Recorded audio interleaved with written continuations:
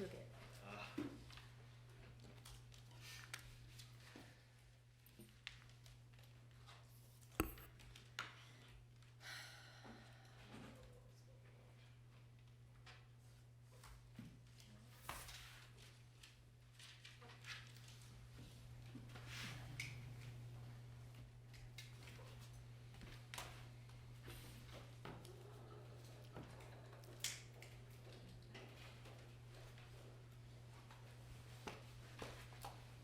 Starting to happen more and more. I lose these glasses, my friend.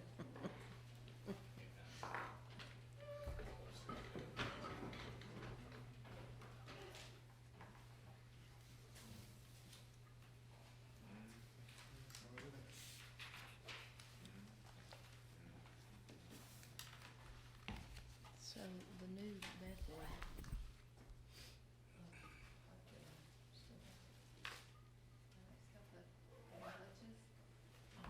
I haven't used these yet. It's a different thing, but you still put it in the machine. Is everybody else coming? You have a quorum? So let's, please say that. Where you're at.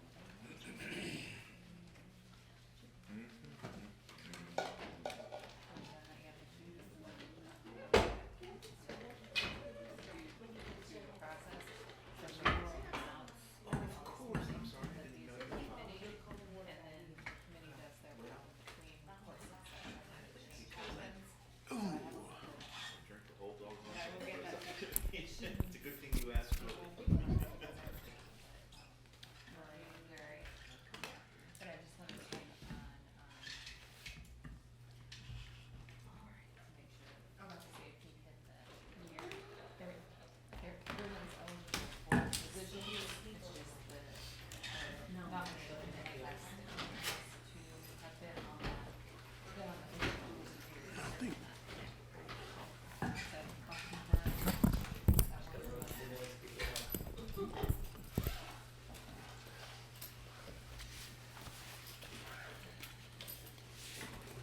I'm making a mess down here. It's a malfunction. At least that's what I'm thinking. Sure. Do you need help before we get started? I got a bath. Okay. Do you have, Need some help? No, thank you. okay, looks like we already here.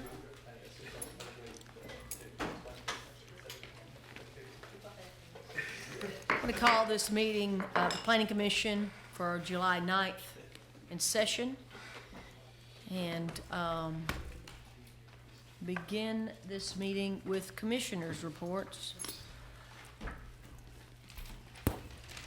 You ready? Yes. Mr. Alejandro. Still cleaning up.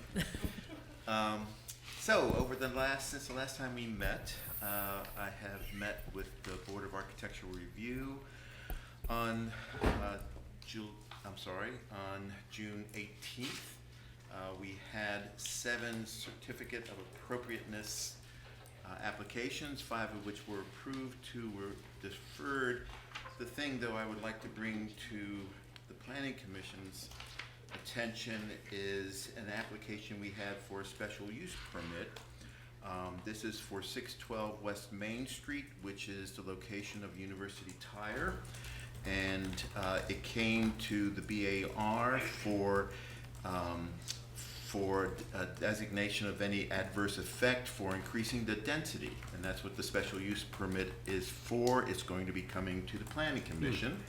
The density increase is from the allowed 43 DUIs to 120.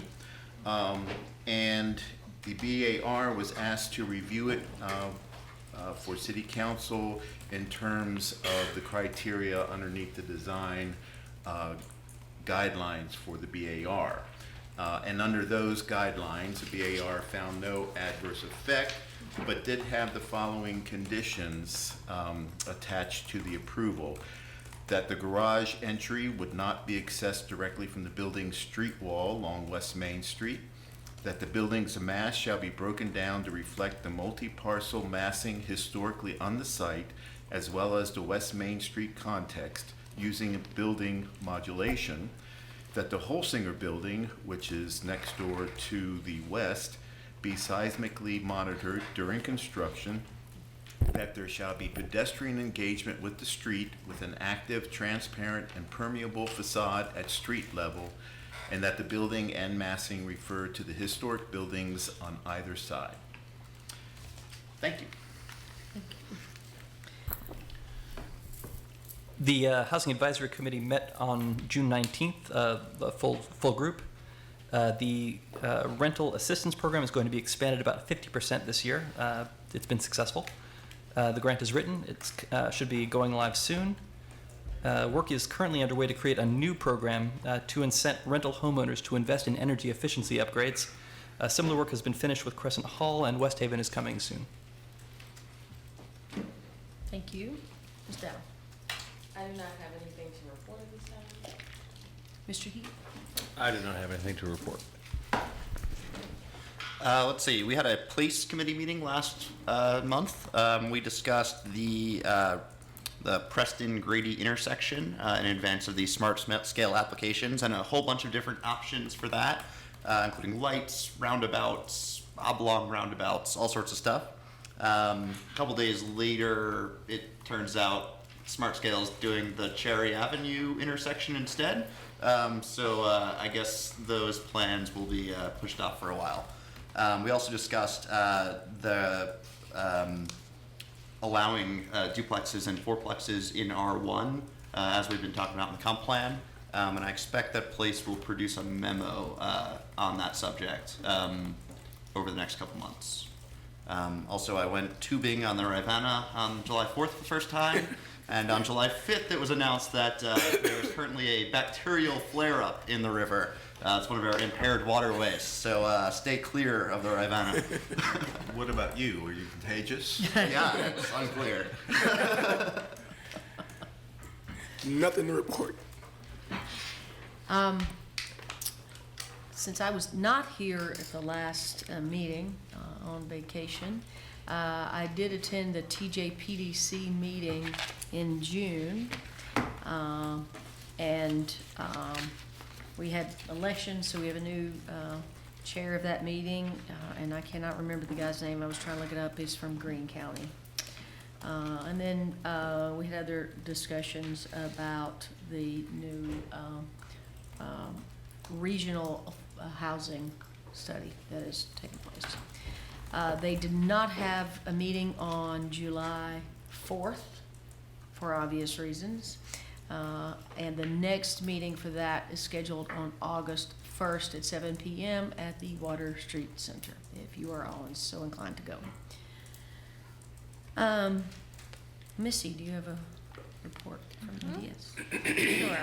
Let you guys know that we do have a work session scheduled for the 23rd of July, and that is the presentation of the Fontaine Avenue streetscape. They're currently in the process of going around to different boards and commissions. I believe they're presenting tonight to the Tree Commission. So that the consultants will be here and will be providing the information on that. And from a staff perspective, we're starting to get things geared up for phase 2 of the Rivanna River project.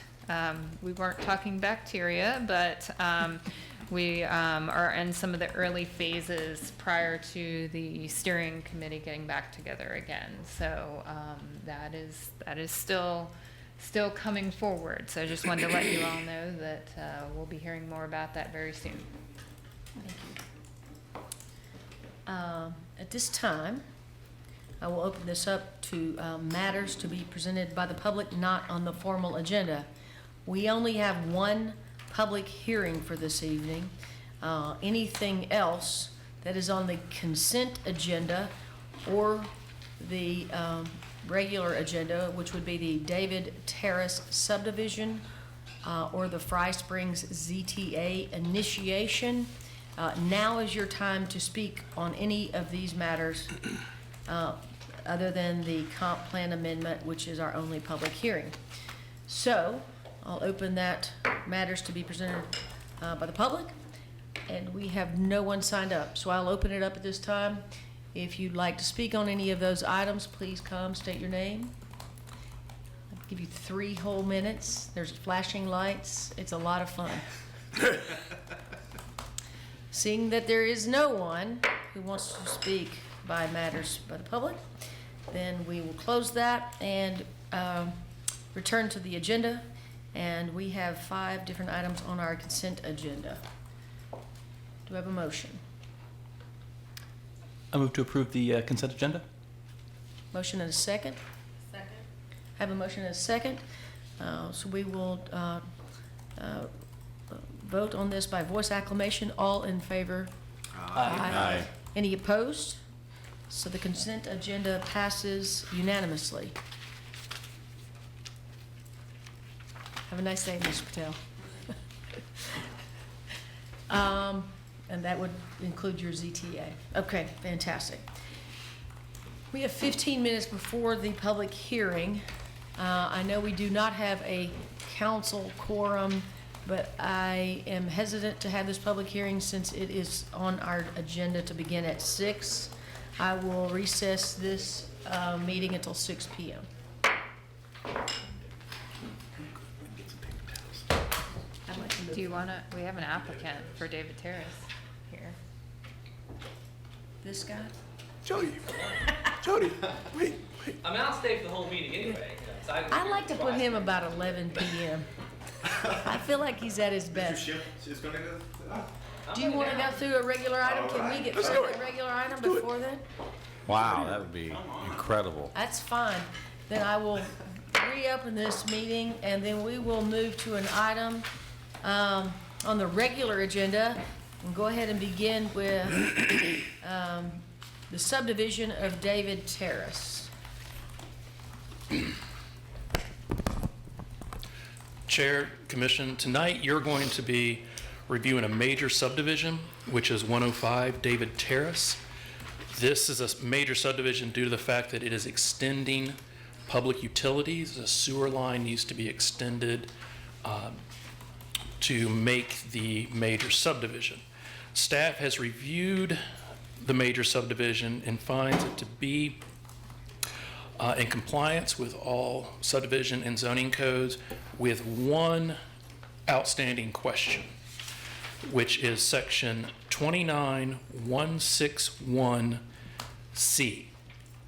No lot shall contain particular shapes, elongated designs solely to provide the required square footage of an area or frontage on a street.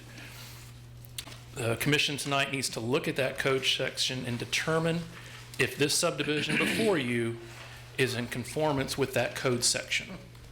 There are 4 lots on this site, and the one in question is Lot 4. With its design, if it is in conformance with that section or not. And with that, I'll let y'all deliberate on it. There's not a lot of support from staff because staff is conflicted. There's no what's the word I'm looking for? We don't have consensus. Consensus, thank you. There you go. Staff does not have consensus on this. Consensus is better than conflicted. We had lively debates, but So are you suggesting we hear from the applicant at this time? If you feel hearing from the applicant would help in your deliberation on whether this meets that code section or not, you definitely can. Is this the time for questions for staff? Absolutely. So the parcel that faces, or the piece of the property that faces the railroad tracks, how is that developable in any other way besides this?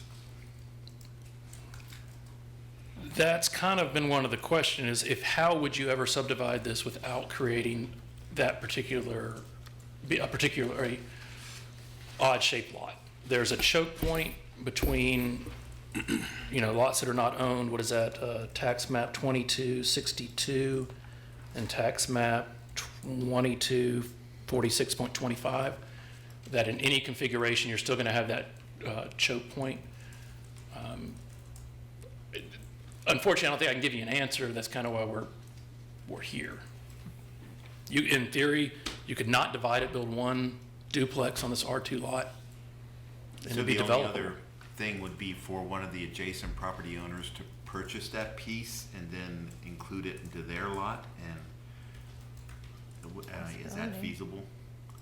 I mean, that would definitely be more of a question for the applicant on the feasibility of that. I'm just wondering what options there are for making this piece, that little piece of property, contribute to the city. Can I ask a question of your question? Uh-huh. If that were to happen, such as you suggested with other properties purchasing that, there's still no access, even through the other properties. The only access to that back part is that choke point that's 17.4 feet wide. But if an adjacent property purchased it and they had access to the street, then it could be combined with their property. It would also depend on what's built on that property. If there's already a home there, you couldn't build a second structure that behind it unless it was an accessory dwelling unit. So if there's a home on, let's say, 2246.25, you would have to demolish the home because you couldn't have two structures. Ah. You couldn't have 4 units. So, the word design strikes me. My sense just looking at this is that this parcel is residual of previous developments. This was not a design. This was not intended to be this shape. I can't imagine anyone intending this shape. Is my sense correct? Is my history right? I mean, I do think it was residual. There used to be, this is where dry cleaners used to be on this. On the back In part? the back? Not the back part, it was up more on Shamrock. Is that Shamrock? So that was my question, is building lot, as a building lot, there's no structure on there currently? Correct, There these are was- vacant. These But are there was one. on the whole parcel. It wasn't located in that back corner near the railroad tracks. It was closer to the road. When it was this shape, Yes, there was a structure here, okay. but that has been demolished. So now there is no structures on the property anywhere? Correct. Okay.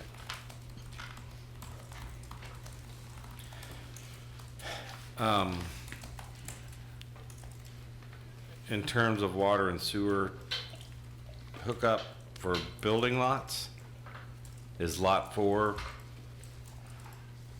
So the, do a hookup? I mean, is it? correct, there's actually no, that's one of the things, there's no sewer, and so one of the criteria for a major subdivision is, regardless of the number of lots, is if you have to extend public utilities, which is going to be extending sewer down David Terrace.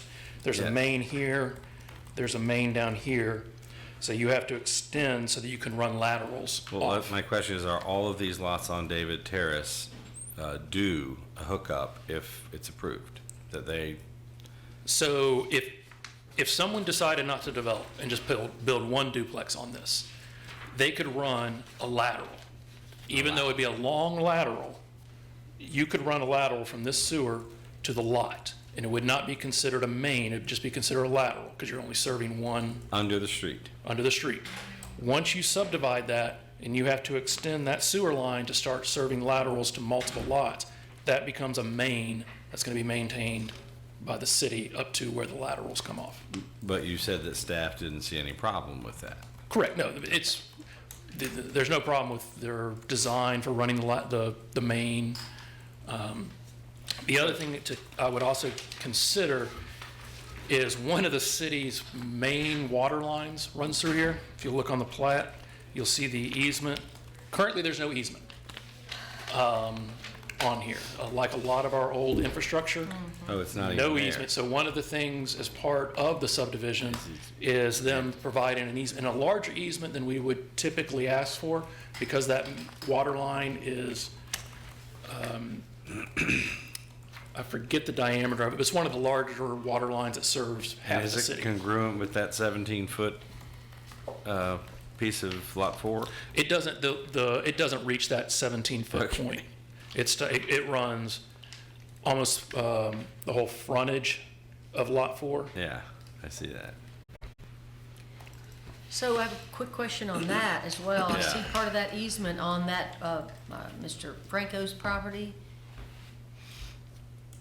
Has that been established that that is doable? Or maybe that's, I'm looking at the, For the utility easement? right. Or is that not, that's that, okay, So that's the Give me a proposed easement. all right. Would that make Lot 3 unbuildable? No, they would have enough room to build on Lot 3. So we're not gonna be hearing or seeing or talking about some kind of pump station? Good.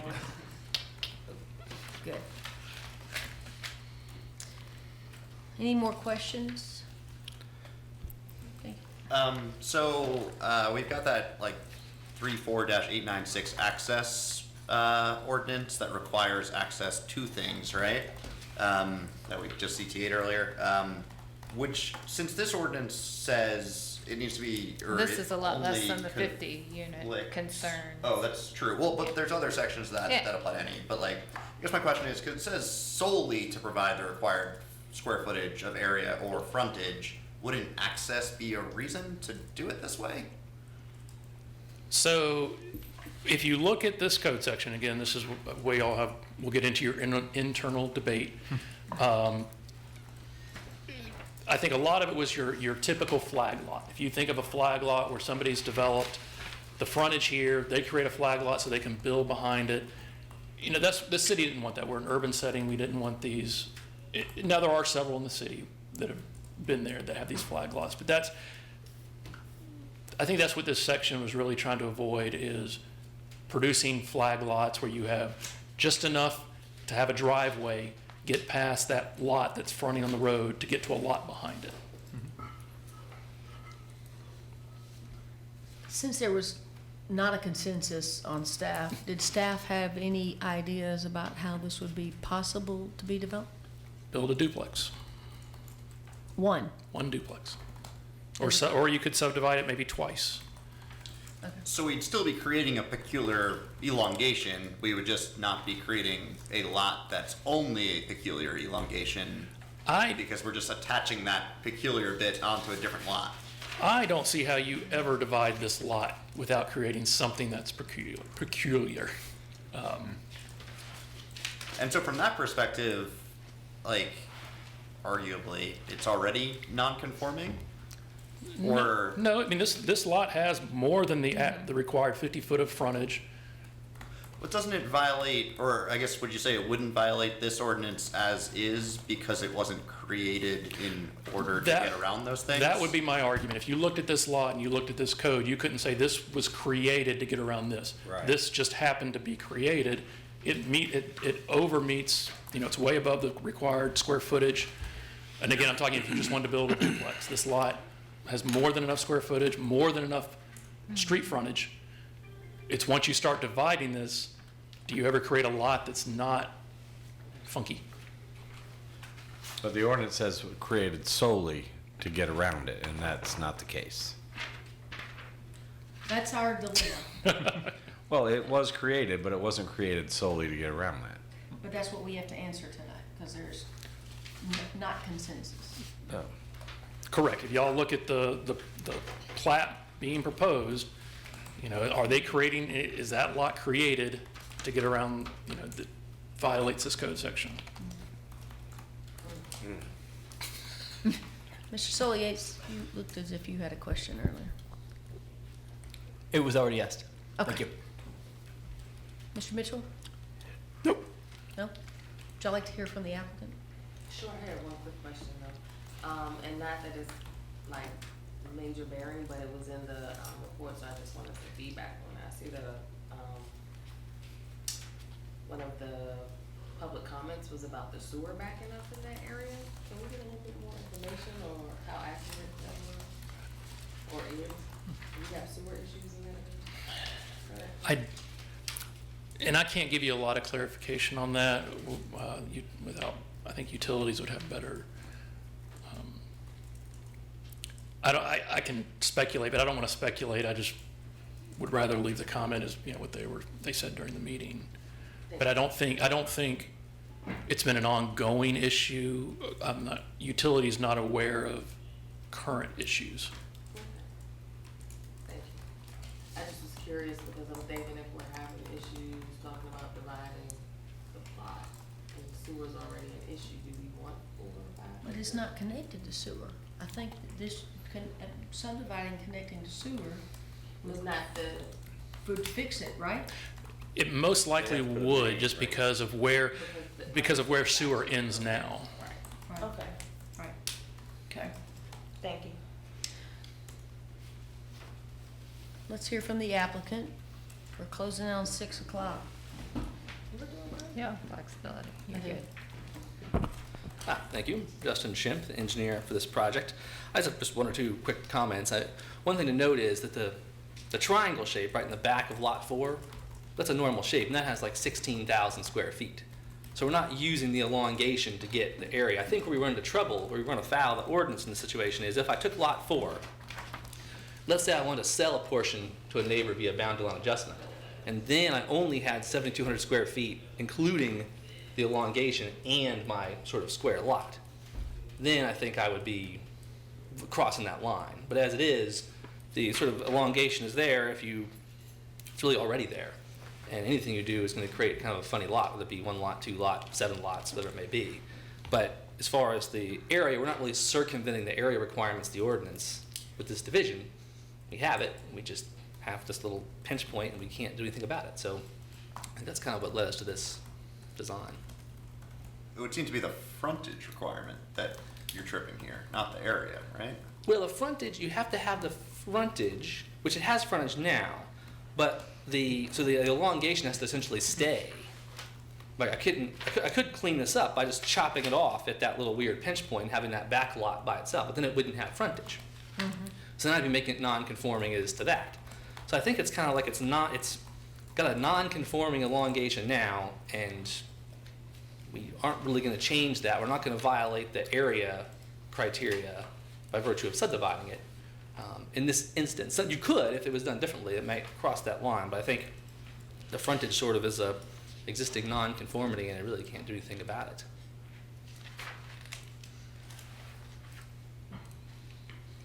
Can you tell us something about the history of the development of this area and how this lot ended up to be so strange in its shape? I really don't have an answer for that. It goes way back, and I know that the dry cleaner in the lots around were owned by members of the same family for a long time. So I suspect it was something before the subdivision ordinance even existed, where somebody said, "Oh, I'm going to cut off this piece from my house. You cut off that piece for your house," and there wasn't a rule to prohibit this sort of shape. And it just got left behind because somebody thought they might need it for something one day. Was there a house on this site And- before that had a road going to it? Not that I'm aware of. I've walked back there. There's some old fences. There's kind of there's a path back there, a road that goes past the house at 2262. But I didn't see a foundation or anything like that back there. I mean, the shape is strange enough, but the fact that it has a connection that comes to David Terrace is very unusual. Right.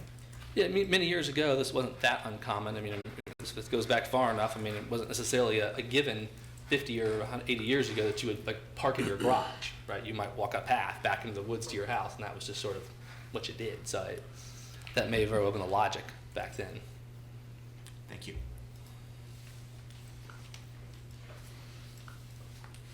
Any more questions for the applicant? Yep.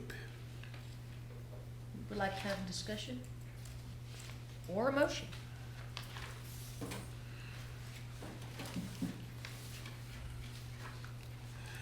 I will make a motion. I move to approve the proposed subdivision plat located at 105 David Terrace, tax map 22, parcel 59.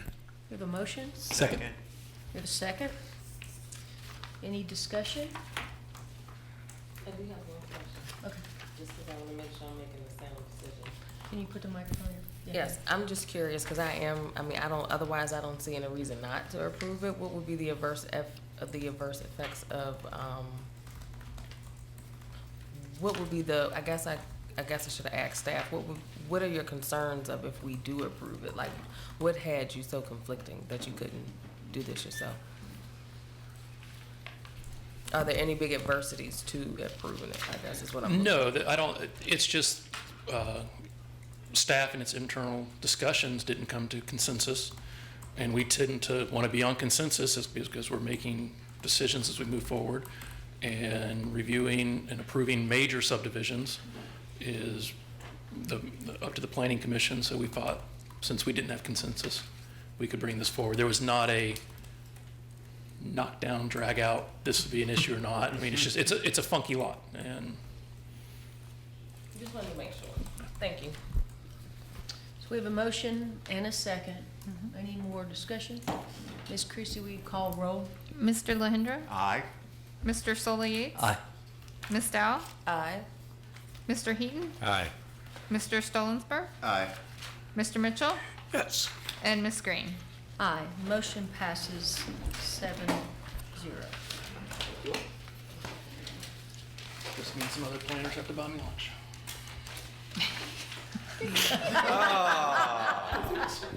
Where are we going? Well, yeah, where are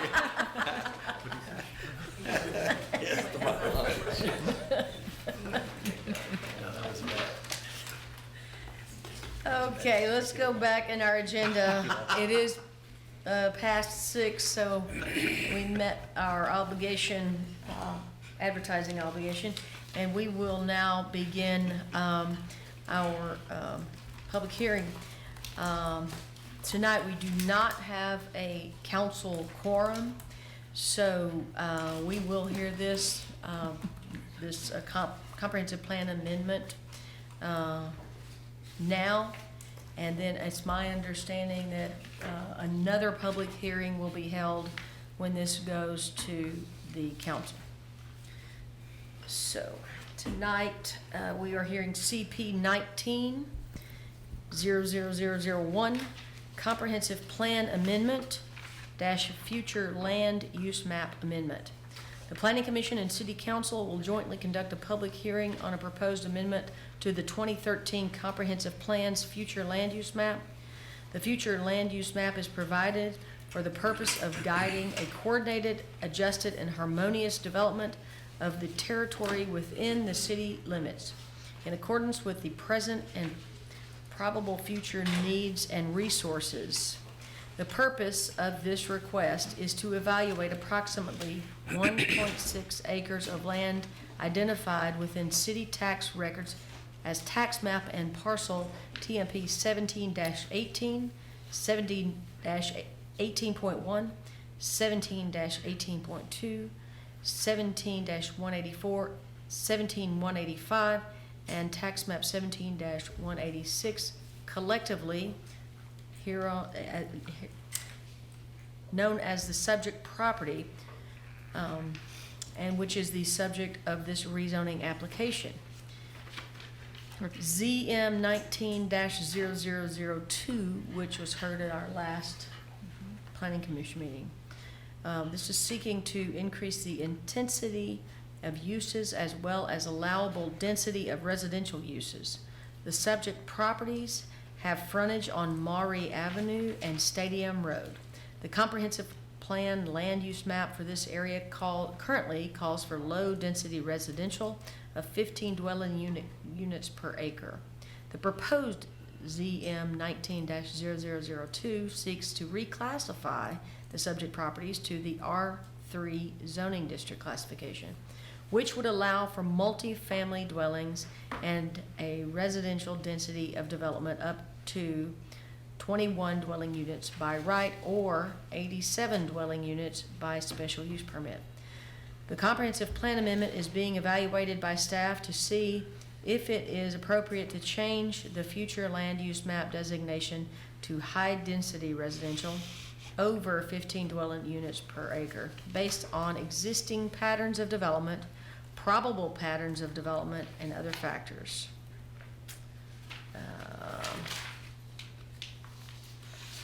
you're up again. Madam Chair, Commission, Matt Offley, City Planner, Neighborhood Development Services. As the chair said, tonight you are holding a public hearing on amending the comp plan land use map from low-density residential to high-density residential.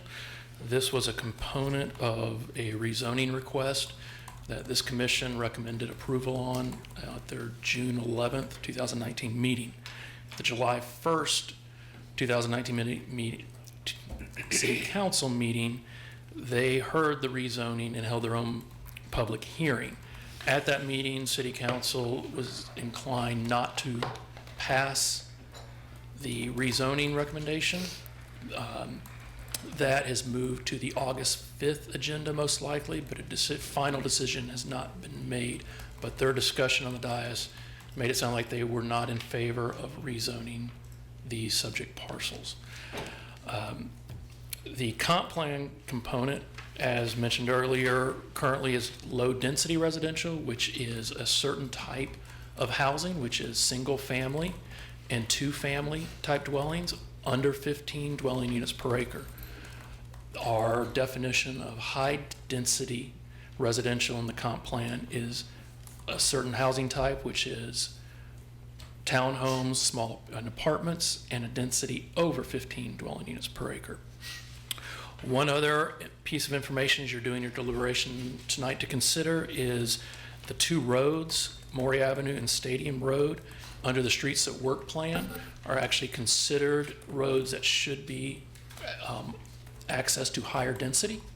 So that is an additional piece of information to look at when you're doing your deliberations. With that, I'll be happy to answer any questions before you open it up to the public hearing. Any questions for staff? Large scale, is there a public benefit to keeping housing away from this area? Do you mean higher density housing away from the I center? do.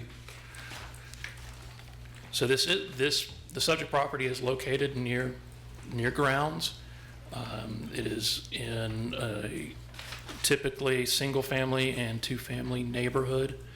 Majority of the homes in the area have switched to rentals, but there still are some owner-occupied lots. You're kind of at an intersection of student housing to the northwest, student housing directly to the east, institutional, I'm not sure how you would really describe Jefferson Scholars, directly to the southeast. And then you are going down into lower density, even though it's rentals, it's still lower density as you go to the west. This came up in a different zone rezoning application, but we don't really have a good transition zone from something like an R3 down to an R1. There is a little bit of balance on that because you do have some height and setback restrictions because the setbacks and height are based on density. It's not as bad as some of our single-family, low-density residential that abuts like highway, where you have really no buffer.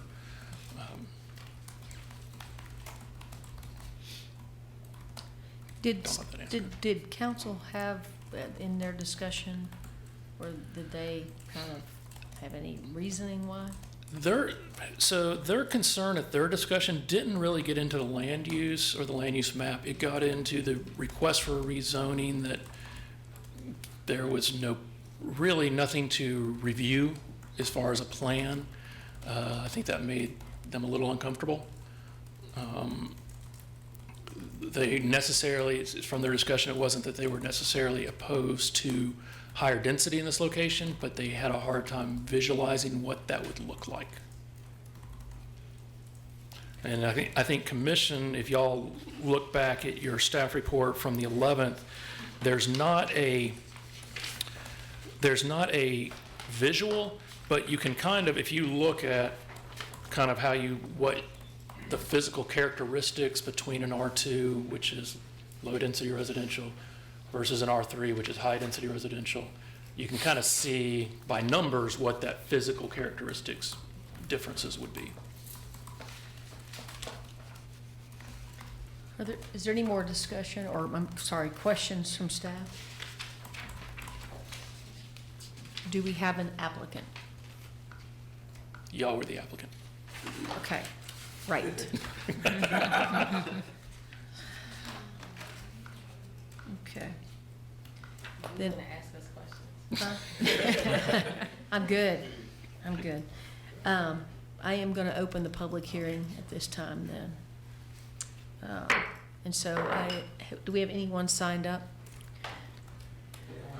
Okay, this public hearing is for application for the comprehensive plan map update. So if you are here, would like to speak on the comprehensive plan map update, if you could please come up and state your name, and we have 3 minutes for your comments, please. My name is William Atwood. I'm an architect in town. I've been associated with this particular project ever since the Jefferson Scholar Foundation tore down the sister house. I was hired probably the next day by the Wards back there. Jennifer was raised in this house, as was her sister, Ginger, who notified me about a strategy to protect the house. We've been at it for 5 years, and we have a couple of things that have become apparent. One is the neighborhood itself is a small-scale architectural endeavor. It's almost like a horizontal apartment building in Brooklyn. I mean, it is very intense, very small, but it actually has a very, almost like the Minnesota model of number of units per acre. It is that intense. We started out with workforce housing on Price Street. We built 3. They sold instantly. Across the street from Price, if you studied the area, you see that there are 2 white windowless elements built and were approved. They're in the neighborhood, so it's transitioning not to high-rise, but to kind of these white sardine cans with no windows full of students. So there's a lot of pressure on it. Fortunately for us, I think the neighborhood's extremely stable. Edward Laramie Barnes, who built, designed, famous architect in New York, did Hereford. Jennifer played in the park across Stadium. There was a park there. He moved his college way up the hill. That park is still there, and that park is going to be there. Across the street, you got an apartment complex that's so organic, I think it actually is growing and heart beating. It is very old. I think it's probably 60 years old. So you really have, from that side, a super stable environment. You have a lot of graduate students. You make a lot of money. Then you have a non-conforming use, which is not, I think, a star for why you would do this. Then across the other is you have all of the housing across Price. So you really not much has changed. We've encouraged the commission to do a couple of things. One, consider transitional zoning. This goes from R2 to R33. This is not R3. This actually is like taking a walk to the Omni for R2 and a walk to Chicago for R3. It looks deceptive, but we had mostly apartment people come. Everybody that came up for us, including Jefferson Scholars, made a proposal prior to just blank asking for the R3, and they all fell short. It is a beautiful forested lawn, as is the whole neighborhood. If you let something jump, that bomb gets across onto that island, I think it's gonna spread. It's been fine, it's stable, it works. We switched from housing to duplexes to increase the density, sold it to Charlie, and one night he had a bright moment and decided he wanted more units. He hasn't designated the number. That's, I think, the big rub. We don't know how much. Can't say 33 in the hallway. I love them. I want them to succeed. We want a strategy to help our house. Thank you. Is there anyone else here that would like to speak to the comp plan amendment? Please come up, state your name. And you have 3 minutes, please. Hi, my name's Virginia Luna, and I am, my husband and I are neighbors of this zone, and we saw the signs, so really we wanted to try to understand more what was going on, but I don't know if I'm quite clear, but our hope is that it can be kept as a zoning where there are more people invested in the neighborhood and the community. I know A lot of our students, especially undergrads, live around there, and mainly we've seen that, you know, they're there just in the semester, they leave, they don't really have that much investment in the neighborhood, in the community itself. And as far as like noise or trash, taking care of property, just like doing neighborhood events. So I don't know, I'm not really understanding like how big a scale this rezoning would, what would that mean as far as like how big they're wanting to develop. But our interest is trying to like have a place where there's more community. So that's just my input. Thank you. Thank you. Is there anyone else that would like to speak for this comprehensive plan update? Hi, my name is Cliff Fox. Given the course of the comp plan to date, land use map, et cetera, I have no idea why the rush here. You would think that, and I'm a strong proponent of higher density,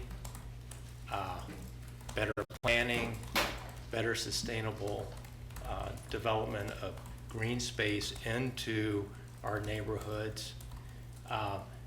This seems to have been ripped out of the common and placed into a special situation, just like the Fry Springs issues that y'all are gonna hear.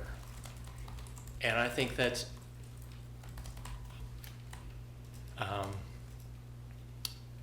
not ordinary, and it's not the best approach. I think a more holistic approach for this whole area, where you're going to have some idea of where green space is going to be, where your BMPs or area BMPs are going to be enhanced, is a better format for looking at this, especially, and I don't know the exact land area, but if this is 7/8 of an acre and you can go to 87 units to the acre by special use permit, then you're looking at a pretty big building. So while it's good to utilize as much of the space as efficiently as we can, I think it's important that we keep the master plan process in context and not rip little pieces here, there, out of context, because then it's providing a privileged situation that everyone else doesn't have the opportunity to. Thank you. Thank you. Sir, we don't cede time in the planning commission, okay? It was a misstatement made in the commission meeting about. This is not for the zoning, this is not for the rezoning of this property, though. That has happened. It is about rezoning for this property. That's why we're here. This is about the comprehensive plan map amendment. The rezoning has already gone from here to the council. Just a point of fact, if something said it's wrong, that's all. Okay. Can you get with staff? Ma'am, if you'd like to speak, please come forward. Just speak in the garage, being torn down, not a fire. My name is Jennifer Ward in Charlottesville. I did grow up in a... Pull your microphone down so we can get that recorded. Thank you. Okay, right, Jennifer Ward. I grew up on this property. This is a stable neighborhood. I know you're talking about comp plan change, land use change. This area is stable, and it seems to me to be a big mistake to make the jump right there to go to R3 zoning or to denser land use, if it's land use map. It's a good, stable neighborhood, and I think it would be a bad mistake to change. There's one thing in the, I noticed the notes from the June 11th meeting. There was something about how the back part of the house looked as if a fire escape had been torn off and shingles were on the ground. That really doesn't make sense at all. At one point, the garage was demolished. There was a garage on the house, so maybe somebody saw that in process. The house has been in good repair or lived in all along, so it's always been in good repair always. So so I just sort of wanted to say that. But as far as the land use, it's a stable neighborhood, and I think it should stay that way. Thank you so much. Sir, can I get you to just hold down the conversation so we can make sure we're hearing the speaker at the podium? Thank you. If someone else would like to speak, please.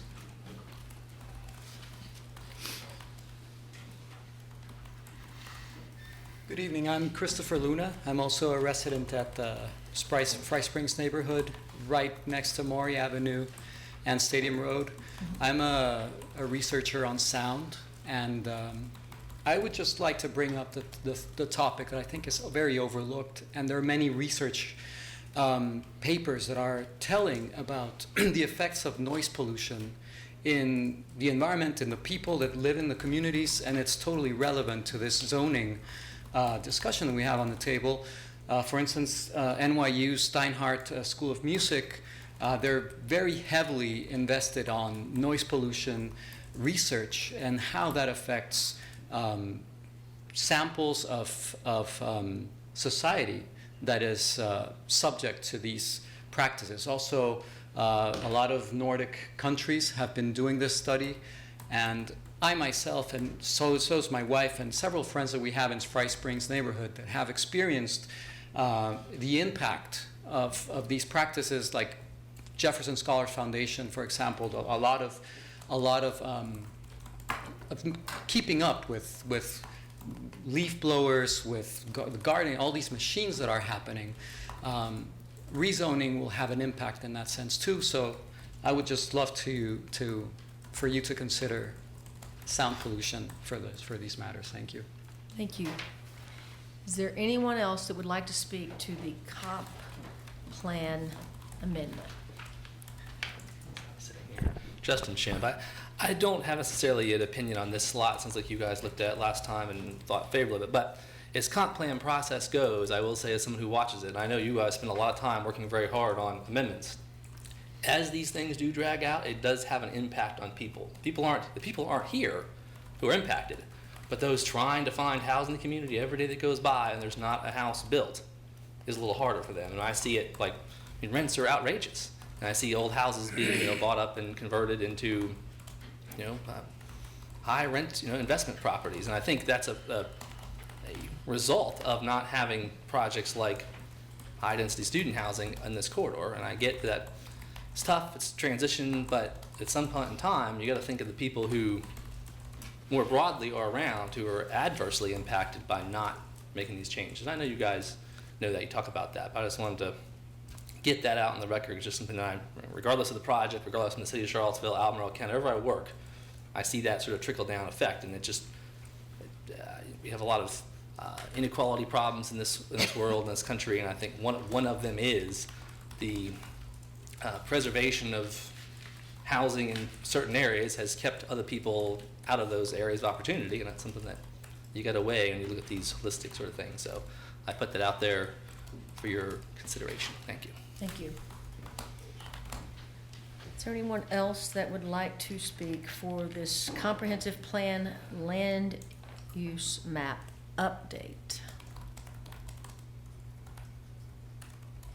Seeing none, I will close the public hearing and open this for discussion. Now, I want to remind us that we are not talking about the rezoning that is in front of council. We are talking about the comprehensive plan land use map that we are looking at. There are suggested motions, page 4 and 5.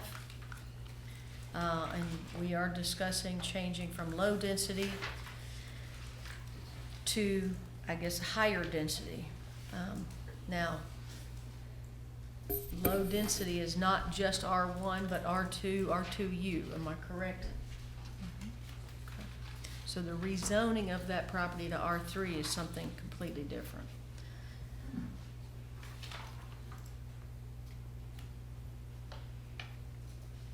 Any discussion? Actually, I have a question for Mr. Awful. Just missed you. So we talked a lot about the house last time, and we have some people who know about the house here today. Can you clarify the city's position on the house? I heard a desire expressed for a plan for the house preservation. So your last meeting, the Eugene Bradbury House did come up. We have, in the city, we have what are called IPPs, which are individually protected properties. This is not one of those. There is a deed restriction on it that requires the house to stay and be kept in good repair. That is a civil matter, and is not something that a municipality would step in. That's kind of the difference between a deed restriction and an IPP. An IPP, the city would step in. It's basically an overlay district. Thank you. And I'm a little confused. It's currently zoned R2U, is that correct? That is correct. Okay, thank you. Yeah, it's zoned R2U, which does match the land use map for the definition of low-density residential. If city council were to rezone it, it would no longer match the land use map. There would be a disconnect. The current map. And R3 takes it to? R3, it would R- match uh, high-density residential as defined in our city's comprehensive land use map. Thank you. But council's not been in favor of rezoning this. Correct. So if they don't, now we've So, Change and our they are the decision, they are the decision makers, so they would hear, working with the legal department to make sure that this gets heard at the same time they make a decision. So it would be heard as one thing they could approve or turn down both at the same time. So we're making the recommendation to council. Correct. Okay. Just to be clear, for the purpose that when they do hear it, they're hearing both. Correct. So if we deny this at this point, we've pretty much hamstrung that opportunity. Well, I didn't vote on this. Well, it's just again, it is, I weren't here. I know you weren't. again, it's just a recommendation to city council. So, Well, I was the only one who voted against it for the, in the last vote. So if you like, I would have no problem making a motion. Does anybody anyone want else, further discussion or motion? I'll hear. I have a Well, that, couple we voted comments. against the zoning, this is the map. Right. So this is a different. Right, but they kind of go hand in hand, but they are different. But the reason you voted against the zoning is because you didn't know exactly what they were going to build. There was too many unknowns, and then also. And that's actually the reason council didn't want to move forward with this as well, because they were not comfortable with what we're going to build.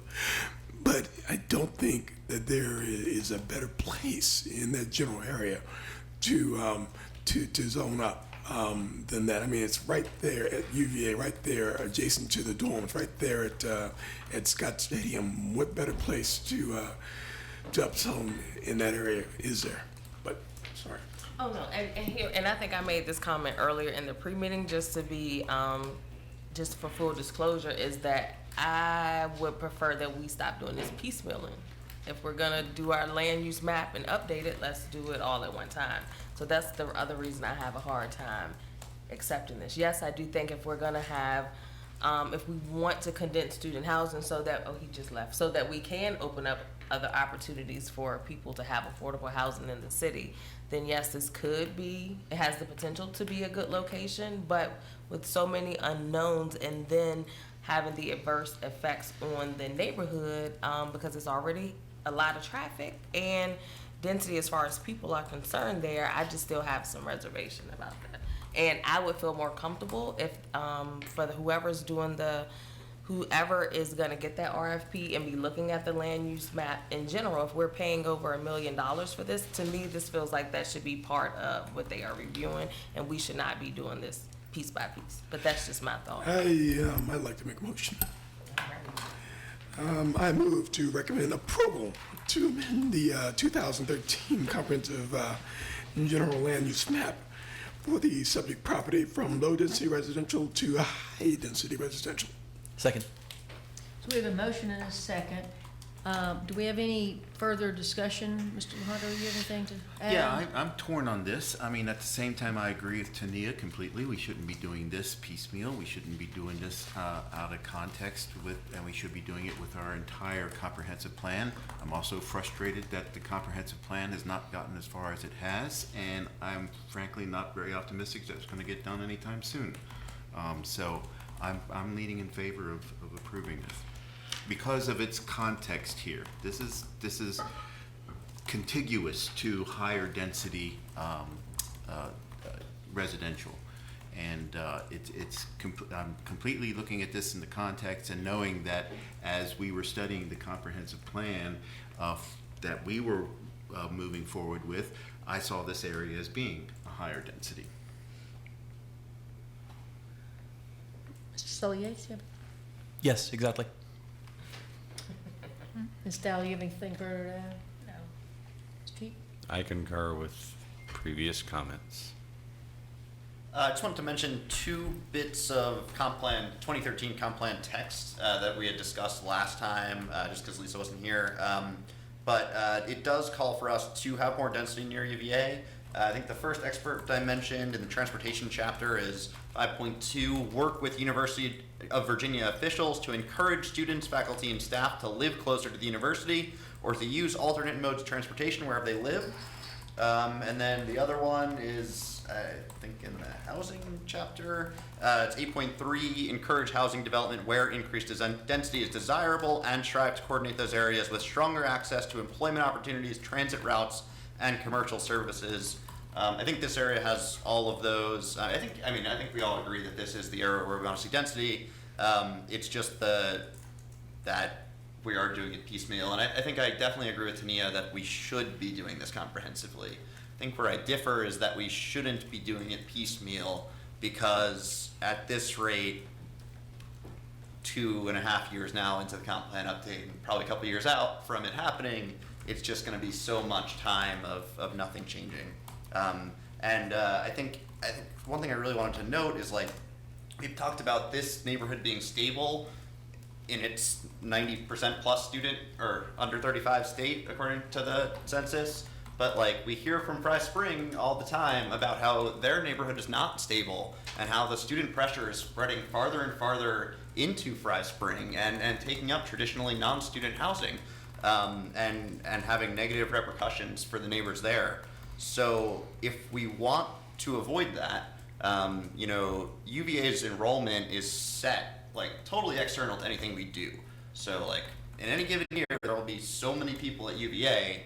The only way to keep them out of areas where we don't want them to go is give them enough places closer that they'll pick those instead.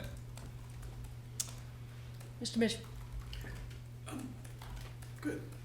I will not be supporting this. I don't think this is the best approach to planning. I feel like we do too much little spot planning throughout the city, and I think that's part of the biggest problem that we have in our comprehensive plan today. I did watch the June 11th, for the most part, meeting, and it was interesting to me how we like to pick apart the zoning ordinance like we do the Bible and pick out the parts that we like that apprise to us, which we think is going to make that the best. In our comprehensive plan, we have talked about upzoning, absolutely, but a large part of that comprehensive plan has been talked about transition areas, and that is not being approached or looked at all in this area. So while we think we're moving forward, this takes us about 2 or 3 steps behind because we're not doing what we really talked about wanting to do in providing the transition zones. So that is my statement on why I will not be supporting this. So everyone's made a statement. Ms. Ready for me to follow Please that? call roll. Sure. Mr. Alejandro. Aye. Mr. Sully Yates. Aye. Ms. Dow. No. Mr. Heaton. Aye. Mr. Stolensberg. Aye. Mr. Mitchell. Yes. And Ms. Green. No. Okay, that's our public hearing.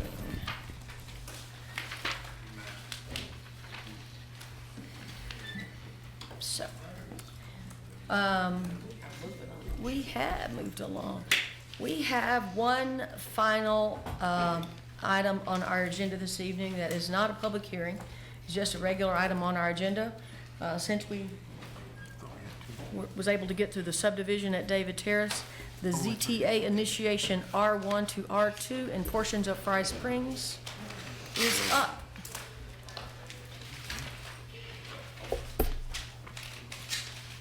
Did you draw the short straw this one? I know.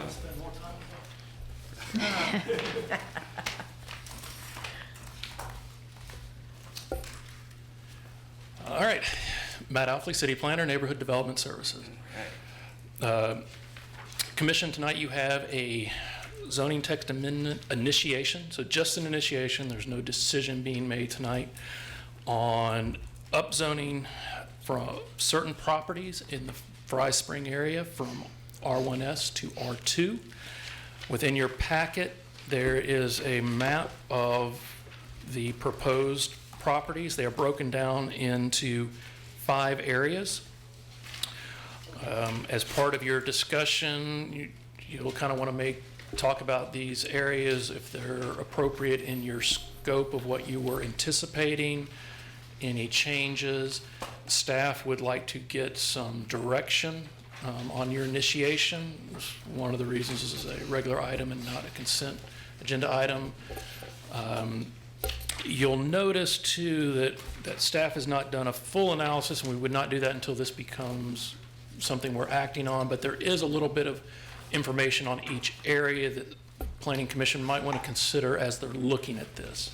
And just for an example, some of the parcels that were being proposed are, even though they are vacant, there are building permits pulled for. Those are the ones on Naylor Street.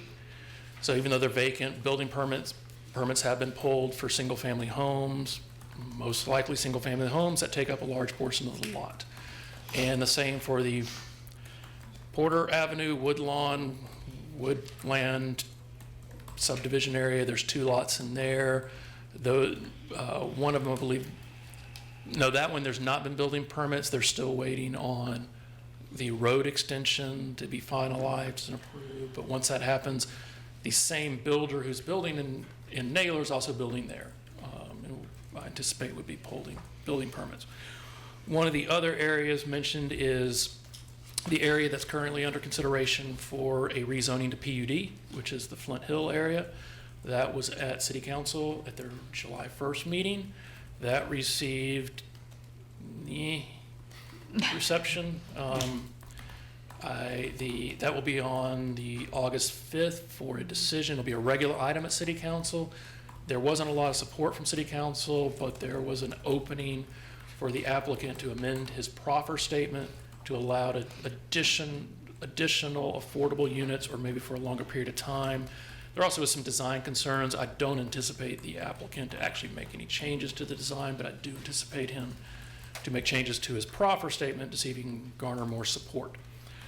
The other area is the Old Azalea Cottage area, which are non-conforming lots that staff has concerns about them being large enough for single-family homes. Staff would have a lot of concerns about them being duplexes. That was the same one y'all heard about the pump station for. And then the last group is one single lot that actually has dual zoning. It's a large lot that's at the end of Stribling that the front end is already zoned R2, but the back end is zoned R1S, and it's actually a fairly large parcel. With that, kind of wanted y'all to have a discussion and help guide staff on what you're thinking with this initiation.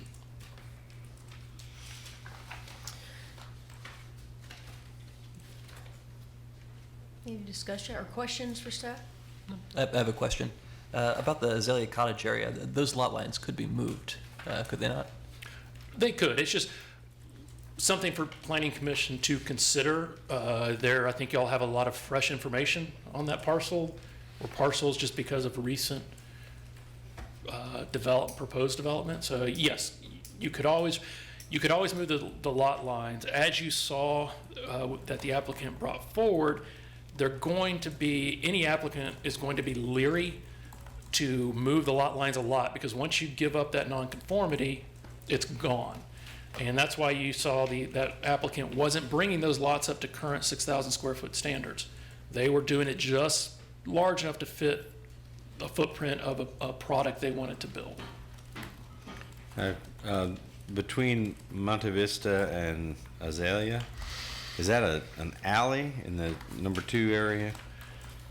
That And is, are it's those a, lots contiguous across the alley, or so that is a platted alley, platted street in, back to, again, where the pump station. Yes. The proposed development for that was to switch the location of the alley and the street.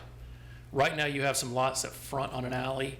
They were going to reconfigure, again, move around lot lines to get everything on a city-maintained street, and then kind of move the alley where the street is. But currently, right now, yeah, it's a small, and I forget the width of that alley, but it's definitely not a city standard Okay. street.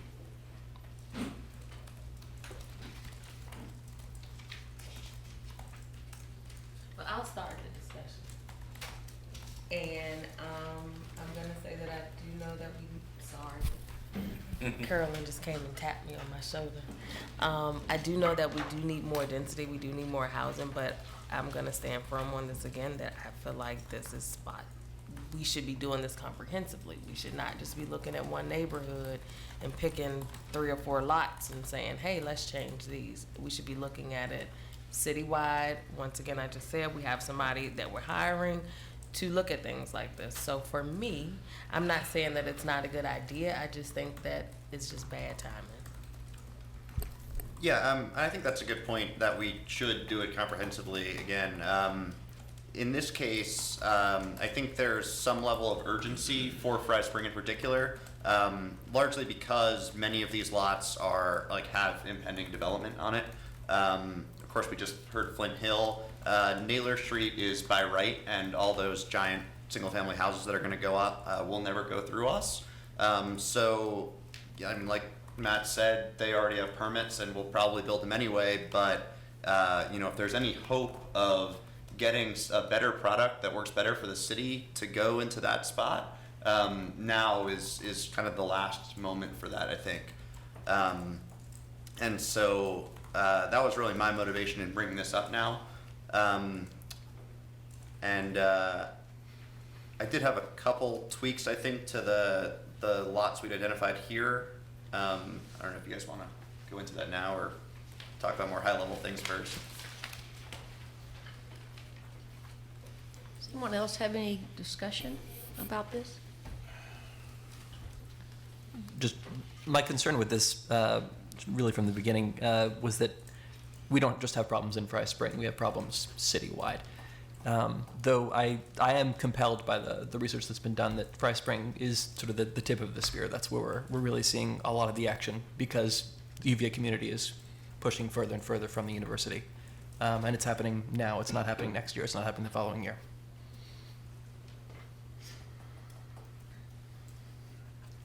Yeah, and I think along those lines too, one of my goals with this is for it to be, because it's a small incremental change that we're making between plans, and that are totally consistent with the current comp plan, the vague goal is that because we do have these problems across the city, if we can set an example with this one and make a little bit of progress, then we can start to look at other neighborhoods in the city next, and make little bits of progress up until we finally get the comp plan done sometime next year or something, and then maybe, and then the zoning code done sometime after that, another year or so maybe.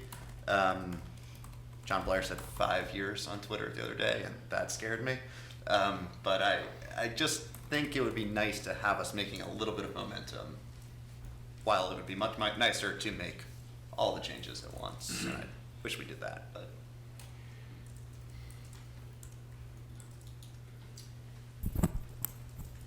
If we were actually voting to do this tonight, I doubt that I'd be able to support it. But the question is asking staff to begin studying this, and maybe Rory, you can help me a little bit. Yeah, because I still don't know exactly what we're asking staff to study. I mean, are we attempting to understand the environmental impact, the infrastructure impact, the neighborhood impact, the economic? What are the components of the study that you'd like to see what to bear here? Yeah, no, that's a great question. I mean, it seems to me that R2 is already strictly better than the R1 we have here now. Just like in Flint Hill, right? Like we were talking about how they're showing us plans, and in the Maury case, where like the by right alternative is so bad that we feel compelled to, or more compelled to approve whatever they bring before us. And I mean, as I see it, like if you look at Naylor Street South, if you look at Flint Hill, and you look at the prospect of building these, large single-family homes by right, there's really no situation in which it's not better to have at least the option of having duplexes there. So I don't know exactly what it is that staff would be studying beyond the sort of normal like parcel history and background that they do in any rezoning. And I mean, of course, I've shown you guys my research on, how clear the relationship is, even among new homes, which are all more expensive, generally speaking, than existing homes, like the difference between the duplexes that have been built in Fry Spring and the single-family homes that we've seen go up in areas like Porter Ave and Christa Court, it's enormous. It's hundreds of thousands of dollars. That's the difference between being around the median for a home in our city when it's first built, and being 2-3 times the median. So to me, I think it's almost a no-brainer. I mean, to the point where, like we've been talking about with the comp plan, like this and more should be legal everywhere, right? Like we should let you build a duplex anywhere you can build a giant single-family house. Why not? I mean, I read down the standards of review, and none of these questions are going to be answered until we get a more complete report from staff relating to the impact of the rezoning. But I guess I have to ask staff, how much work is involved in study? Because I'd hate to duplicate the work, you guys to duplicate the work that the consultant that we're about to bring on board is going to do. I don't know that we are 100% clear on how much effort that's going to take. We'll plan to take the guidance that we receive if this is initiated, and we'll have some internal discussions to try and put forth a plan to present something that provides something logical to you all for analysis. We don't at this moment have a straightforward idea of what that would look like. So council works with you all, or you all work with council to adopt a work plan for the year, right? No? Yes? Y'all have a work plan?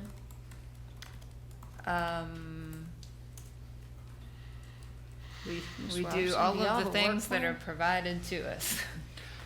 I understand, but I think that's why we get nothing done. Do y'all not have a work plan that you work with council with on initiatives that you want to get done throughout the year? Is there a work plan, or does everything a fire?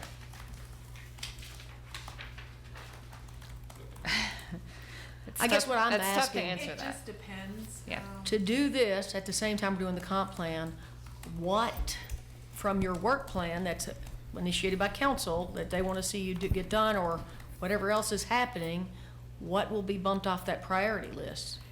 So as a general rule, the city manager has a work plan. But as a general rule, council, unless they are directing staff and the commission to look at zoning issues or comp plan issues, council is allowed to initiate a project for the planning commission and in particular to review. And that when you're using the word work plan, I think you're thinking of the resolution from about 3 years ago now, by which city council asked for us all to take a look at the different provisions of the comp plan and to update discrete portions of it. And then the Planning Commission undertook a year or more of work looking at the long-range land use plan. No, I'm not talking about that. I know what that is. That, we called that a work plan, but that Right. really was more of a council-initiated look at the comp plan / zoning ordinance. But as a general rule, no, staff does not get a work plan from city council. So staff get a work plan from the city manager on things that you should be looking at. Department heads may get a plan from Is city manager. Alex here? I mean, if we. I don't If know. you've got all these things on your list of things to do for the annual work Chair, plan. I think that we've got to somehow figure out how to walk and chew gum at the same time. We can't just say we're not going to do anything I'm not until suggesting someone you else do. comes I'm back. asking what is going to, on the annual work plan, for things that NDS should be doing for the community that is discussed, whether it's, what I'm saying is, to do this, what are we bumping off the work plan? Well, I wouldn't say we were bumping anything. We So haven't. y'all got plenty of time to do this. Oh, I'm no. just saying, Ms. Green, That doesn't, that never ends up being a factor. Missy can talk about whether there's something that's actually called a work plan. We all have to do what we're asked to do. Right. And we have to juggle all of it. Good evening, Commissioners. In terms of work plan, every department in the city has a strategic plan. And that strategic plan outlines each department's work plan, and that work plan has a performance measurement attached to it, and it's reported through the city's ClearPoint, and is coordinated from the Assistant City Manager's Office, Leslie Bogart. What will have to come off of that strategic plan, work plan, I don't care what you call it, but there's got to be an annual plan that you all follow. What is being proposed tonight is not exclusively or specifically listed in the work plan. Okay. However, there's a general reference in that strategic plan dealing with development review process and things like that. So you think it could be added, no extra work? Y'all are Well, good. we have like I usually say, we have enough workload right now to keep us busy for the next 5 years, and this is a true statement. We're not gonna go and do this overnight. It's not something that we have to do overnight. It has to be balanced against other workload that staff has. So once you initiate this, don't expect staff to come back next month, a couple of months from now or 3 months from now, and then provide you an immediate analysis and reports. But we do what we can, and then we have to balance this particular project against the existing workload. Right. Now we're talking the same language. Do you know of anything off of your work plan that you're balancing, all the plates you're spinning in the air? Is there anything that would have to come off in order to get this? I can't tell you that right off. Okay. We just have to sit down. We have a management team meeting tomorrow. We usually have it once every month. We have to sit down and look at the workload, and see what the priorities are, what needs to be up and what needs to be down. Okay. The staff was asking, for some direction for whatever work they might be doing if this moves forward. So there's three that come to my mind right away. One is the economic impact on property value and housing costs if you upzone it. Second, transportation. What is it going to do to these roads? This is sort of a bottleneck or a dead end area. And then third, or Rory's favorite, parking. If you do put more people in this place, I would like to know what's it going to do to the economic values and cost of housing. What's it going to do to the number of vehicles that are going to try to use the same streets, and then what's it going to do with these people's vehicles? So I'll just tell you all with a little bit of knowledge that I have on kind of rezoning things, which minimal, I'm sure. This is not an undertaking that is something that they can go and sit down in a week and go, oh yeah, let's do that. This is just like you said. And it's not just all of the three things you just mentioned. It's the infrastructure, it's the water, it's the sewer. I mean, it's a lot of different things. And if we do it right, it takes a pretty good amount of time. I mean, It's how also it tricky impacts. because it's 5 separate Right. things. So it's not I- looking at one large area necessarily. Right. So, you know, that's another consideration is the groupings of things. And that's why we were trying to get more clarity on, you know, whether that was the scoping, or if the scoping was something different than that. So let me give you a little bit more. We already know what they can do by right. We know what the infrastructure can handle. We know what the roadsides are by right. We know And so current what we're asking conditions. is what is currently there that could be developed by right, would that be significantly altered if you change the density? That's the question you want to ask? Yeah, because they already know the answers to the infrastructure. They know what's there. So typically speaking, in an area such as this, people wouldn't just pick out spots. They would pick out contiguous thing. areas. I know. It's called a small area plan. And so all those you've worked on, so you know that it takes about 18 months to get to a small area plan, right? So we're not talking that this is gonna, I mean, that's just a small area plan to look at all the different kinds of things. I mean, and if you guys want to initiate this, so be it. I will not be supporting this. I think it is another area where we are taking staff time that they could be doing the things that we need to do, like working on the comprehensive plan. And this is not, I know it's an urgent need for some, but I haven't heard from the community at large in Fry Springs that this is urgent for that community. I don't know how we look at this and go, great, let's rezone all this, without it having some sort of and I hate to say this word because I don't, this is but an overall look at all the things instead of it being kind of a scatter shot. It looks like buckshot. Pardon me, I know, I love it. Y'all love it when I bring up these. But, so I feel like if we want to pick an area and say, hey, let's do a small area plan here and take a look at the area comprehensively. But, I mean, and I know what you're saying about the other small lot, the single lots, bringing that into conformity, right? These people may not want to. Some people like their non-conforming uses. Yeah, we dropped those from the requests. So number 5 I is didn't see the dropped? immediate benefit for that.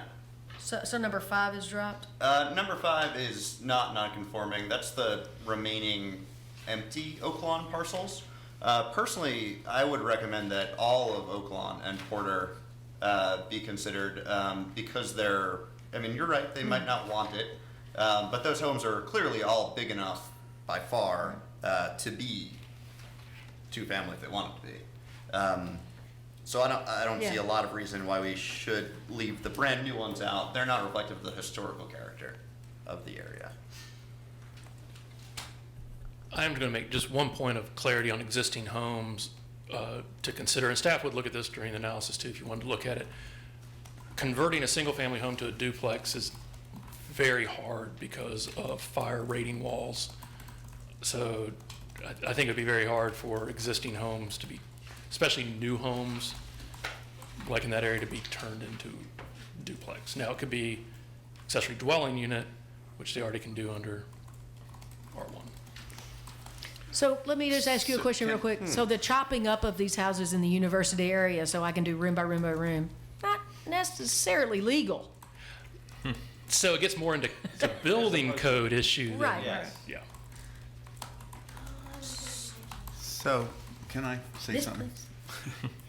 I've been studying these 5 parcels and looking back and forth to current uses around them.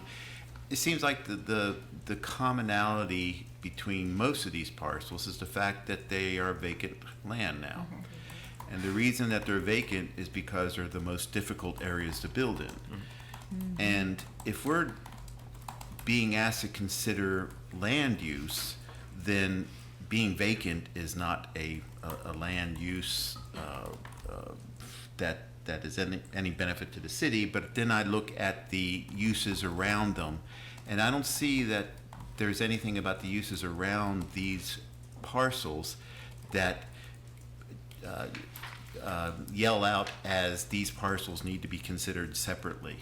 I think that there's not enough compelling reason here for me to want to support doing this without doing before the comprehensive plan. I think it should be done with the comprehensive plan. And the difference between how I voted for the prior application on Maury is the fact that that was a cohesive one large lot contiguous to similar type of development. This is something I think very different. So I'd like to make a motion. Oh, no. May I say one thing? Sure. See if I can get it together. Contiguous. Yes, I think that's a really good point. Looking this over and considering staff time, I'm liking areas 1 and 2 more and more, and 3, 4, and 5 less and less. Just want to throw that out there as a notion. And I'd also remind, when we were talking about the previous property over near the university, that is a compelling argument to do something that is not in perfect planning order. And I would agree that this proposal, this request is not as compelling as the previous. So may I make a motion? Sir. I move not to initiate this zoning text amendment. I'd like to second that motion. We have a motion and a second. Any further discussion? Yeah, if I may respond to a couple of those things. First off, I think there is a very real difference between vacant land and any other land as far as how its future land use impacts the existing residents of the city. And if we want to say that this vacant land should be green space forever because it's difficult to build on and it's currently woods, you know what, I might even be all for that, but we need to make sure that we make room elsewhere on currently used land for people to have homes. And I think there is a very real expressed need from the community to address Chairman Green's point, not just from Fry Spring, but across the city. If we've heard anything throughout all of this outreach we've done, we're throwing it away, but we've done all this outreach for the comp plan, there's a housing crisis. There's a need for more housing. And that isn't getting kicked down years down the road just because we can't get it together to do our comprehensive plan.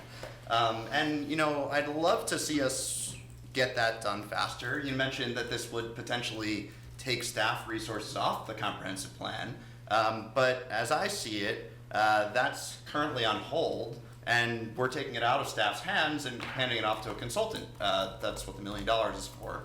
And so, while again, I would prefer to do everything comprehensively, because I think that our zoning ordinance and our zoning map is comprehensively broken. If we're not going to do anything ever until we do it comprehensively, then, really, should we just dissolve the commission until 2024 or so when the consultant gives us a plan? As much as sometimes I'd like to do that, we are bound by the state to have a commission. So, and we are public servants of this city to make sure that we are good stewards of the land and we plan comprehensively. That's our role. Our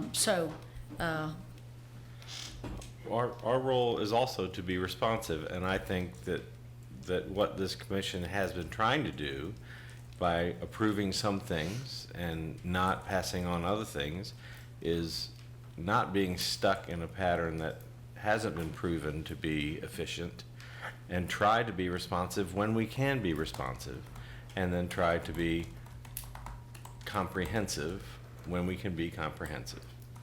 I just think moving forward, though, we need to work on being more comprehensive and get away from not being more comprehensive. And I'm not, and Rory, I think I've said this before, I don't think that this is like a bad idea. We do need housing. We need housing, but I'm just, as a planner, as what our tasks are, if we're supposed to be future planners and map out what we want the city to be and how we're gonna have housing, if we piecemeal it, I just feel like we're not gonna get the overall goal of what we're trying to accomplish. I do think that, yes, we should, I do like the fact that we're looking at vacant lots though, because I think I get where you're coming from.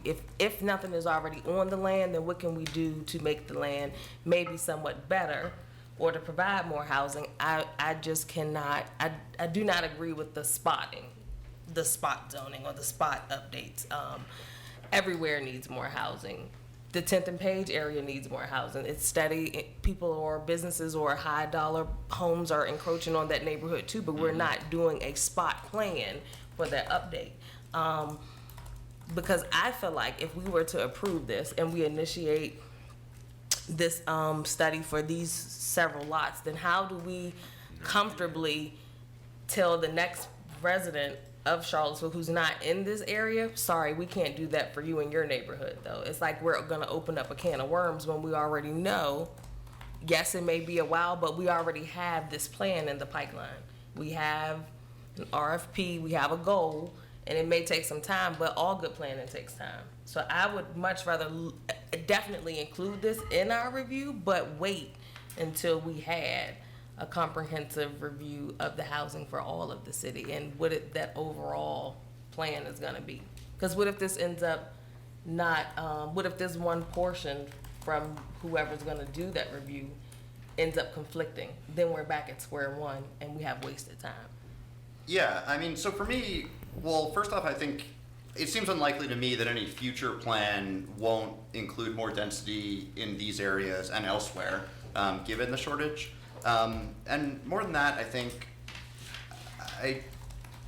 it's important to remind everyone that we have a comprehensive plan, an adopted one from 2013. And that one talks a lot about infill development and, putting housing on vacant lots. I think that's definitely in conformance. And we have a future land use map that this conforms to. And, on top of that, in my report, there's a whole bunch of different areas in the text that call for, more housing and density and putting it in places with, good access to amenities. I think this initiation can easily be justified under the existing comprehensive plan. I think if we're saying that we're going to have a new comprehensive plan sometime in the future, in the next several years, I mean, that's great, but should we unadopt our current plan? Should we trash it? I know we're state mandated to have that one too. But it means something, right? It might be 6 years old, but it means something. Okay, we have a motion and a second on the table. Any further lobbying or discussion? Nope. Ms. Creasy, will you call roll? Mr. Lahindro? I'm trying to remember what we voted on. No. The motion was Yay. to deny. Mr. Sola Yates? No. So you're against? I'm Deny. against being against it. The motion is Yeah. for Deny. denying the initiation.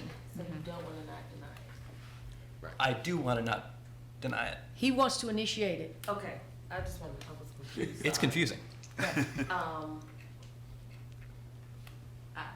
Correct. But that's what you want, Yes, to that's- deny the initiation. Yes. Okay.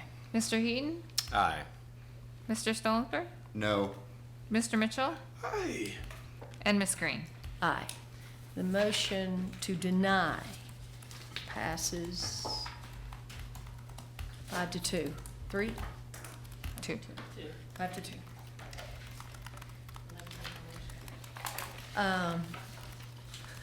Yes, ma'am. I do want to talk about this RFP for just 2 seconds. Since there's not going to be a staff person hired, from what I'm just hearing this evening, staff will have to be very involved in managing this RFP for this. I think that what will be helpful for this is that once that we get some sort of clear passage from the decision makers at this point. I think most of us, myself included, we're all hearing different things. And so I think it'll be helpful that once there is some decision making that is provided down, because I know that, you know, we're wondering about next steps as well. And what role we will have in next steps, and what role you all will have, and what role, and it may be that those things are still being worked on by the core group there, and that information is to come. But a lot of the things that were kind of talked through tonight were new to me as well.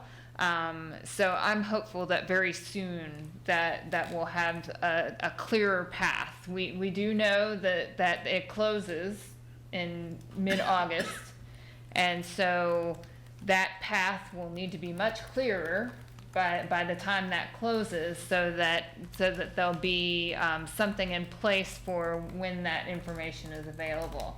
You know, I think that's one thing we're all hoping to have more information on very soon. And we're in a big transition in a lot of ways, community-wise. And so there have been wheels of action we've heard in the background on different things. But I'm hopeful that we can get something a little more concrete, and not continue to perpetuate the frustration that's going on in many places. Can we ask Mr. Ikefuna, since he's in the director level, to be able to provide us some type of update on the plan on August 13th when we next meet? I know the RFP, from what you said earlier, closes August 16th, but at least we'll have a plan by August 13th, so we can we get a report from you on the plan? Yeah. What do you want to be included in the plan or What do I update? want to plan? I want the plan, like a plan. Yeah. Like who's gonna manage it? Are we Okay. are hiring, we're not hiring? Who's gonna manage this RFP? All right. What's gonna happen? That's what I wanna know. All Y'all wanna right. know that? I will consult with the assistant city manager and the city manager, and I'll provide you appropriate response. That's fantastic. That's fantastic. Okay. At this time, since we have nothing further on the agenda. Can I ask a question of you guys? Sure. Yeah, so I mean, putting aside the ZMA, you guys read the report, and I think you're right that Fry Spring is a microcosm of the rest of the city. We have a neighborhood with a diverse mix of home types that's historically relatively affordable. And now we have, $600,000-$700,000 homes being built by right in the middle of this $280,000 neighborhood, and we have prices rising by double-digit percentages. So there's a problem. My question for you is, what is this commission, and what are you personally going to do about the problems that our city is facing?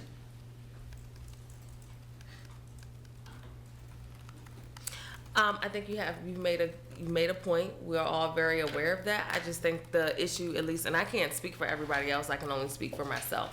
That issue is not only happening in Fry Springs, and that's where my holdup is. So I do not feel comfortable only addressing Fry Springs. I do not feel comfortable only addressing one neighborhood. I feel comfortable addressing our city as a whole, because it shouldn't be, what are we gonna do about Fry Springs? Well, what are we doing about everywhere? Because it's not only there that we already know the affordability is leaving just as soon as, it's going just as fast as we are building. So for me to pick one area, I don't think that your plan and the information you gave was inaccurate or incorrect. I just think the timing, especially with us having this new or position of somebody who's an expert, who we're paying a good amount of money to look at, to figure that out. That's what I'm doing. I want to see my tax dollars go to good use to whoever's going to get this RFP. That's, No, and I want to echo that. I completely agree with you there that this is a citywide problem, but it's bigger than that. And frankly, I get a little resentful when people are always pointing at us folks that live in the city to address the issue. This is a regional problem. It's bigger than us. And we've got to begin working with the surrounding counties as well, cohesively to solve this problem. We can't do it in our little 10 square miles. It's got to be bigger than that. I would encourage commissioners too to realize that there is a commission. Can you put this down so they can? There is a commission so that things can be taken that are outside of the designated comprehensive planning process, because there's a commission so that the citizens can be we can be responsive to the citizenry. So that's why there is a commission. But we are also here to try to educate the citizenry as to why comprehensive planning is best for everybody. But we are also here when a compelling reason is presented to us, we can take action. So that, I mean, you need to be encouraged that this is not easy stuff to do, but that's why we're here. And I think there's a good balance being worked on by this group. I just think it was bad timing. I'm gonna just be honest. I think the information you presented was very valid. Your points are very valid. I just think the timing was bad. To me, it was just bad timing. And I would say that I have agreed to serve as a planning commissioner by following the protocol of planning commission, which is you don't make decisions unilaterally, even as a group. You have to make them based upon guidelines and a comprehensive plan. And that has to come first, and then I sit up here on this dais looking at individual cases based upon that comprehensive plan. And unfortunately, what has happened to us here within the last few years is that our comprehensive plan route has gone off track. I spent 2.5 years looking very closely at the city and looking at how the future land use plan should change. And I have some very definite ideas based upon that, but it's been held up. It's been pushed aside, and unfortunately, I'm waiting for that to proceed and to be finished so that we can start to make our decisions based upon that new comprehensive plan. And I'll just echo a couple things. Since my work is public service, that is what I am. Being on this commission means I'm a public servant to the citizens and the residents of this community. And so I heard the word unilaterally. And so part of that comprehensive plan process is definitely the engagement and public outreach. And so some of the reason that we pause this is that we're not getting the outreach from everyone that we need to hear. So this is not just about not wanting to do anything, but it is about wanting to reach all the people, not just the people who want to show up at the meeting or have the opportunity to show up many times. We need to hear from everyone and how everyone who's affected by this, and look at it comprehensively, not just about our land use plan and affordable housing. Because you're right, it is a regional issue, which is why the Thomas Jefferson Planning District is looking at a regional housing. I don't know if any of you heard the news that UVA is looking at requiring second years to live in dormitories. It's a huge impact. We don't know, but that's a huge impact on the housing that's surrounding this area at first and second years of living on campus.